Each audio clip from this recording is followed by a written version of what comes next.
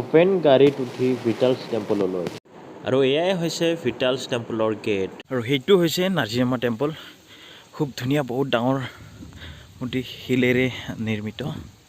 বেছিভাগ মন্দিৰ দৰ্শন কৰা হৈ গ'ল আৰু এতিয়া বাকী আছে ভিটালছ টেম্পল। তো গৈ আছোঁ ভিটাল টেম্পল। আৰু মই বৰ্তমান বিজয়নগৰৰ ৰাজধানী হাম্পিৰ সৌন্দৰ্যৰ মাজেৰে গৈ আছোঁ। আৰু এইখিনি ঠাই হৈছে কমলাপুৰ। কমলাপুৰৰ পৰা ভিটালছ টেম্পল 7 কিলোমিটাৰ দূৰত অৱস্থিত। সেয়েহে মোৰ লগত আপুনিও বলক, একেলগে আমি ভিটালছ টেম্পলৰ সৌন্দৰ্য উপভোগ কৰোঁ। কিনো আছে ভিটালছ টেম্পল। আৰু এই গাড়ীখনেৰে মই ভিটালছ টেম্পললৈ যাম। আৰু ভিটালছ টেম্পলত কি দেখিবলৈ পাম সেয়ে আপোনালোকক মই চেষ্টা কৰিম। সৌন্দৰ্য চাওক, এইখন হৈছে কলৰ বাগান। তো ভিটালছ টেম্পললৈ যোৱা ৰাস্তাটো সিমান ভাল নহয়, কিন্তু গাড়ীখন ধুনীয়া আৰু গাড়ীখন অপেন হয়, সেইটো কাৰণত বহুত ভাল লাগিছে। বলক ভিটাল টেম্পললৈ।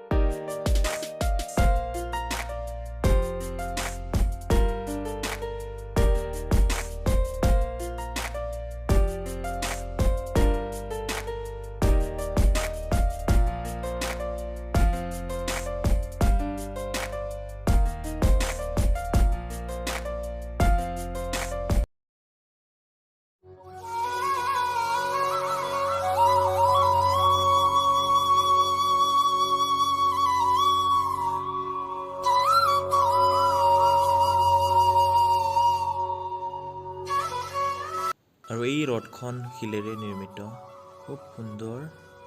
আৰু এইটো হৈছে ভিটালছ টেম্পলৰ গেট। আৰু এই ৰথখন আটক ধুনীয়াকৈ সজাই তুলিছে, ধুনীয়া।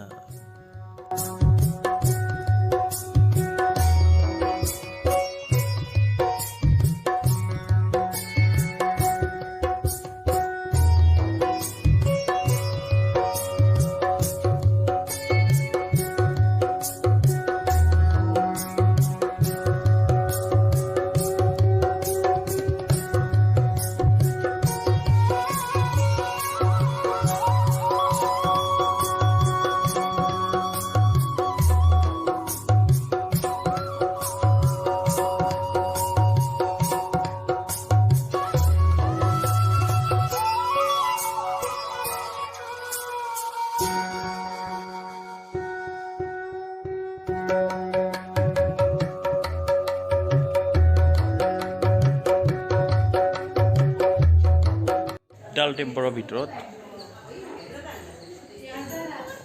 পুৰা পাথৰৰ মূৰ্তি, পুৰা মূৰ্তি কেনেকৈ বনাইছে। আৰু এই পুৰা মন্দিৰৰ ভিতৰখন চব পাথৰৰে।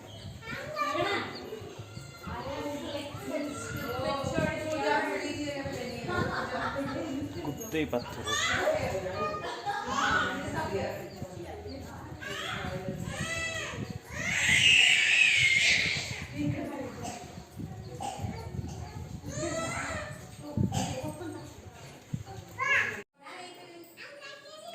ভিটাল টেম্পলৰ এইটো শিলেৰে বনোৱা প্ৰতিমূৰ্তি। পুৰা মন্দিৰটো হৈছে আপোনাৰ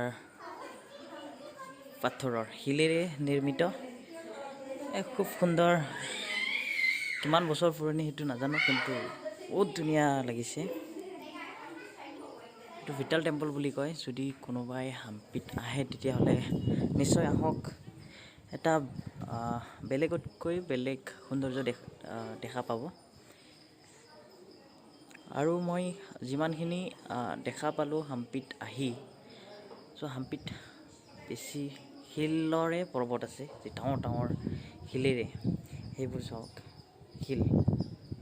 আৰু ঠিক তেনেকুৱাই শিল কাটি কিনে হয়তো কিমান বছৰ আগত তেনেকুৱা প্ৰতিমূৰ্তি বনাই থৈছে, গোটেই মন্দিৰটো শিলেৰে নিৰ্মিত।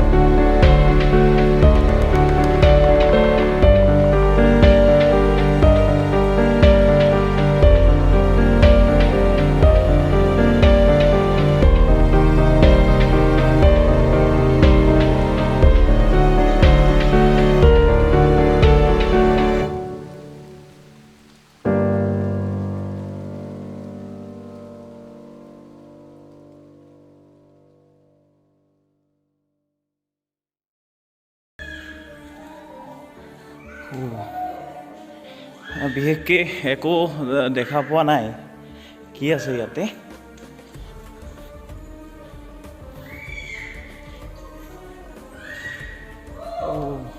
হয়তো পূৰা ভিতৰৰ খণ্ডটো, ইয়াত কোনো পোহৰ নাই, লাইট জ্বলাই আহিছোঁ।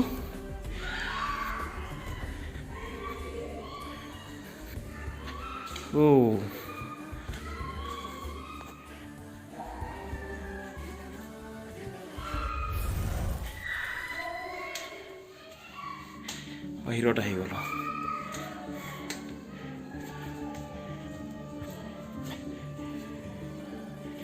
ইয়াতে কি আছে এইটো নাজানো। একচুৱেলি ভিটাল যিটো গোসাঁই, আৰু গোসাঁই বৰ্তমান ইয়াতে নাই, মহাৰাষ্ট্ৰত লৈ যোৱা হৈছে বুলি কৈছে। আৰু গোসাঁইৰ থাপনা এইটো। এইবোৰ যোনে বনাইছে, মই তেওঁক একদম কোটি প্ৰণাম মই মোৰ ফালৰ পৰা যাইছোঁ। আৰু যোনেই হাম্পিত আহে, ভিটাল টেম্পলে হওক বা হাম্পিৰ আটক ধুনীয়া যিটো পৰিৱেশ দেখা পাব, হয়তো বেলেগত তেনেকুৱা দেখা পোৱা নাই। অকল শিলেৰে নিৰ্মিত গোটেইখিনি, যিমান প্ৰতিমূৰ্তি আছে, যিমান মন্দিৰৰ খুঁটা আছে, গোটেই আৰ্ট কৰা আছে, ভগৱানৰ মূৰ্তিসহ। আৰু গোটেইবোৰ শিলৰ, কোনো ইট নাই। আপুনি ওপৰত চাওক গোটেই শিলৰ, তলত চাওক গোটেই শিলৰ, চাওক।